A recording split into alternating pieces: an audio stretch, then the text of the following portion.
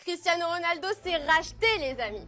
Alors on va tout expliquer, ne bouge pas. Qui dit jeudi, dit Europa League, dit Manchester United et dit bientôt FC Barcelone. Les Red Devils se sont déplacés sur la pelouse du Sheriff Tiraspol à l'occasion de cette 5e journée d'Europa League. CR7 a débuté la rencontre titulaire. Bah oui, le coach lui a fait confiance malgré leur embrouille de la semaine dernière. Tu sais, là, son coup de sang contre Tottenham lui avait valu une mise à l'écart du groupe professionnel. Ce jeudi, c'était donc son retour sur le terrain, retour tant attendu. Et CR7 a répondu présent. Il a quand même fallu attendre avant qu'il marque parce qu'à la 15e minute, une de ses têtes a été dégagée en corner. À la 59e minute, un de ses tirs est passé à côté du cadre et à la 61e minute, son but a été refusé pour hors-jeu. Après, il a envoyé le ballon en l'air et il a pris jaune, le petit. Mais attention, à la 82e, la star a marqué le 3e but des Red Devils en 2 temps. Servi par Bruno Fernandes, CR7 a d'abord tenté d'inscrire son but de la tête, comme Dalot et Anthony d'ailleurs, qui ont marqué les 2 premiers buts de United de la tête. Mais bref, finalement, le gardien adverse a repoussé sa tentative, mais Cricri ne s'est pas arrêté là.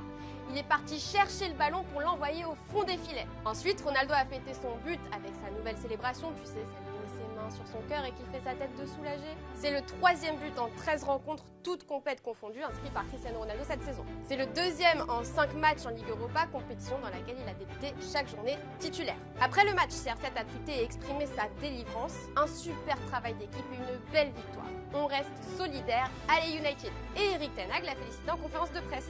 Like you said, he kept going, and the team kept going to put him in the right position. He kept going to get himself in the right position. He didn't give up. I think that is what his whole career. That's why he is so good, and in the end, he get the reward for it. Sinon, il y a un autre joueur qui a fait parler de lui, c'est Anthony. À la 38e, le ballon a atterri dans ses pieds. L'attaquant brésilien n'était pas attaqué. Il pouvait déborder pour aller chercher un centre, tenter de provoquer la défense adverse ou s'appuyer sur un coéquipier en retrait.